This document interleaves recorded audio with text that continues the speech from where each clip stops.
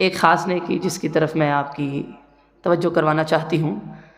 اللہ تعالیٰ نے جہاں رمضان کا ذکر کیا کہ رمضان وہ مہینہ ہے جس میں قرآن مجید کا نزول ہوا، روزے فرض کیے گئے، ساتھ ہی ایک آیت آتی ہے جس کا مفہوم یہ ہے کہ جب لوگ آپ سے سوال کریں کہ رب کہاں ہے تو آپ کہیے کہ رب قریب ہے۔ اجیب دعوت الداعی اذا دعان، جب بھی پکاریں گے وہ رب جواب دے گا، سنے گا۔ فلیستجیبوا لی ولیؤمنوا بی، چاہیے کہ پکاریں اور ایمان رکھیں تاکہ ہدایت پا جائیں۔ مفسرین نے لکھا ہے رمضان کی آیات کے ساتھ اللہ تعالیٰ نے دعا کی آیت کو منسلک کیا ہے۔ رمضان میں کثرت سے دعائیں کرنی چاہیے۔ روزہ دار اس کی دعا قبول ہوتی ہے، ایک تو یہ کہ جب وہ افطار کرتا ہے تب، اور دوسرا جب تک وہ روزے کی حالت میں ہے تب تک۔ تو یہ ایک بہت بڑا فائدہ ہے۔ بعض دفعہ دوسری چیزیں کرتے کرتے دعاؤں کو ہم ذرا بھول جاتے ہیں، لہٰذا آج کا ہمارا رمضان کے حوالے سے ایک مین پوائنٹ یہ ہے کہ آپ نے دعاؤں کا اہتمام کرنا ہے انشاءاللہ رمضان میں۔ حضرت انس رضی اللہ تعالیٰ عنہ روایت کرتے ہیں کہ نبی مکرم صلی اللہ علیہ وسلم نے فرمایا، ثلاث دعوات لا ترد، دنیا کے اندر کائنات میں 3 طرح کے لوگ ایسے ہیں کہ جب وہ دعا کرتے ہیں اللہ تعالیٰ ان کی دعا کو رد نہیں کرتا۔ ان میں سے سب سے پہلے کون؟ دعوت الوالد، باپ جب اپنی اولاد کے لیے دعا کرے رد نہیں ہوتی، لہٰذا اپنے اپنے والد جو ہیں ان سے دعا کروایا کریں۔ دوسرا وَدَعْوَةُ الصَّائِمِ، روزے دار دعا کرے اللہ تعالیٰ دعا کو رد نہیں کرتا، ٹھیک ہے۔ اور تیسرا وَدَعْوَةُ الْمُسَافِرِ، جب کوئی بندہ سفر کی حالت میں ہو، شہر کی حد سے باہر نکل گیا، سفر ہے، تو وہ جو دعا کرتا ہے وہ رد نہیں ہوتی۔ تو ہمارا موضوع کیا ہے کہ ہم روزے رکھتے ہیں، روزہ دار ہیں، دعاؤں کی کثرت کرنی ہے انشاءاللہ۔ اپنی دنیا کی بھلائیاں تو مانگنی ہے، آخرت بھی مانگنی ہے۔ اپنے لیے سب سے پہلے بخشش مانگنی ہے، جنت الفردوس مانگنی ہے، ایمان مانگنا ہے، اللہ تعالیٰ سے اخلاص مانگنا ہے، دین کا علم اور اس علم پر عمل مانگنا ہے، جنت میں رسول اللہ صلی اللہ علیہ وسلم کا ساتھ مانگنا ہے، دنیا کے لیے بھی اور آخرت کے لیے بھی دعائیں کرنی ہیں۔ جتنے اعمال کر رہے ہیں ان کی قبولیت کی بھی دعا کرنی ہے، بالخصوص صرف کر کے چھوڑ نہیں دینا، اللہ قبول فرما لے۔ بڑی حقیر سی کوششیں ہیں، ضائع نہ ہو جائے۔ ایک اور ذکر یہ کرنا چاہوں گی، والدین سب سے زیادہ کائنات میں اللہ اور اس کے رسول کے بعد احسان کے حقدار ہیں، چاہے وہ حیات ہیں یا نہیں ہیں۔ ایک نیک اولاد کی یہ نشانی ہے کہ وہ اپنی دعا میں اپنے والدین کو ہمیشہ یاد رکھے، جب بھی دعا کرے، کوئی موقع ہاتھ سے نہ جانے دے۔ بعض دفعہ ہم تھوڑے سے بخیل ہو جاتے ہیں، دھیان نہیں کرتے اس طرف۔ ہاں بھائی میرا دل کرتا ہے امی کو سب کچھ ملے، لیکن مانگا نہیں کبھی اس طرح۔ والدین کے لیے بالخصوص اس رمضان میں آپ نے دعائیں کرنی ہیں انشاءاللہ۔ ایک مفتی ہیں صالح بن عثیمین، وہ کہتے ہیں دعاؤک لوالدک فی صلاۃ التراویح، کوئی بندہ اپنے والدین کے لیے رات کی نماز میں، تراویح کی نماز میں دعا کرے، او صلاۃ التہجد، یا پھر رات کو اٹھ کے دعا کر دے اپنے والدین کے لیے۔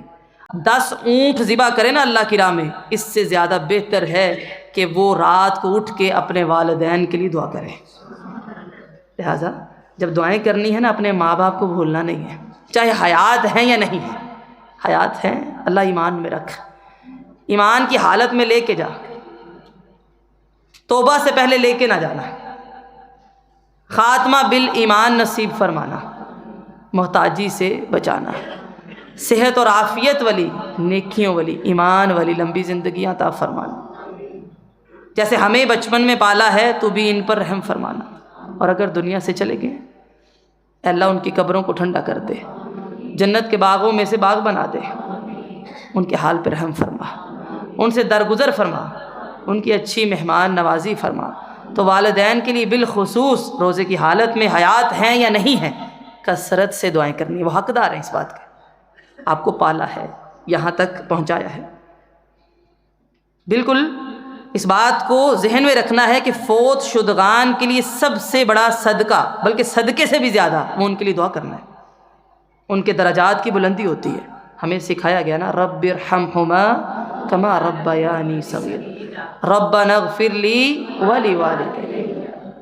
بلکہ ایمان والے تو وہ ہیں، والدین تو والدین ہیں، جتنے لوگ دنیا سے چلے گئے سب کے لیے مانگتے ہیں اللہ سب کو بخش دے۔ جو مومن تھے، ایمان کی حالت میں گئے، ان پر رحم فرما دے۔ ان کی دعاؤں میں وہ لوگ ہوتے ہیں۔ آج ہم دعا کریں گے، قرض ہے انشاءاللہ کل ہماری نسلیں ہمارے لیے دعا کریں گی، تو کثرت سے انشاءاللہ دعا کرنی ہے۔ کثرت سے دعا کے قبول ہونے کا یہ مہینہ ہے۔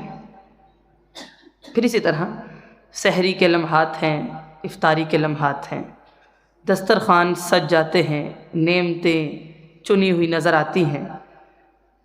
ایک مسلمان جہاں بھی ہو، مسلم امت جسد واحد کی طرح ہے۔ اگر ہمارے پیر میں کانٹا چبھ جائے تو سارے جسم کو بخار آ لیتا ہے۔ جب آپ سحری کے وقت جاگتے ہیں، افطار کے وقت نعمتوں سے فائدے اٹھاتے ہیں، اپنے مظلوم مسلمانوں کو مت بھولیے۔ کم از کم اور کچھ نہیں تو اتنا تو کر ہی سکتے ہیں نا۔ کشمیر ہے، فلسطین ہے، اس وقت غزہ کا علاقہ آپ دیکھتے ہیں، ان کی افطاریاں خون میں ہوتی ہیں۔ روزہ وہ جنتوں میں افطار کرتے ہیں۔ آزمائش ان کی نہیں، ہماری ہے۔ کثرت سے ان کے لیے دعائیں کیا کریں۔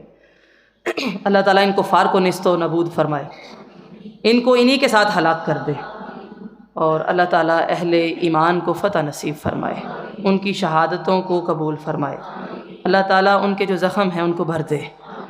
ظاہر بات ہے وہ لوگ واپس تو نہیں آ سکتے، لیکن یہ ضرور ہے ہمارے اوپر قرض ہے کہ ہم کیا کر رہے ہیں۔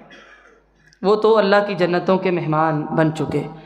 دعائیں کرتے ہوئے اپنے مظلوم مسلمانوں کو کبھی بھی نہ بھولیے، ٹھیک ہے؟ جب بھی ہاتھ اٹھانے ہیں تو ان کے لیے دعا کرنی ہے۔ نبی مکرم صلی اللہ علیہ وسلم نے فرمایا، جب کوئی بندہ اللہ کی بارگاہ میں ہاتھ اٹھاتا ہے، اللہ تعالیٰ کو حیا آتی ہے کہ اللہ تعالیٰ ان ہاتھوں کو خالی واپس لوٹائے۔ لہٰذا دعا کے آداب کے ساتھ اللہ کی تعریف کرتے ہوئے، نبی مکرم صلی اللہ علیہ وسلم پر درود کی کثرت کرتے ہوئے آپ دعا کیا کریں ادب کے ساتھ۔ ویسے تو ہر لمحہ ہم دعائیں کر سکتے ہیں، لیکن رمضان میں بالخصوص افطاری کے وقت میں پہلے ہی آپ سے کہتی ہوں، آدھا گھنٹہ پہلے آپ کچن کو چھوڑ دیں، ہاتھ اٹھا لیں اللہ کی بارگاہ میں اور دعائیں کیجیے۔ امام ابن قیم کہا کرتے تھے، وَأَحَبُّ خَلْقِهِ إِلَيْهِ أَكْثَرُهُمْ وَأَفْضَلُهُمْ لَهُ سُؤَالًا، اللہ کے نزدیک مخلوق میں سے سب سے زیادہ محبوب لوگ وہ ہوتے ہیں جو کثرت سے اور بہترین انداز میں اللہ تعالیٰ سے مانگتے رہتے ہیں۔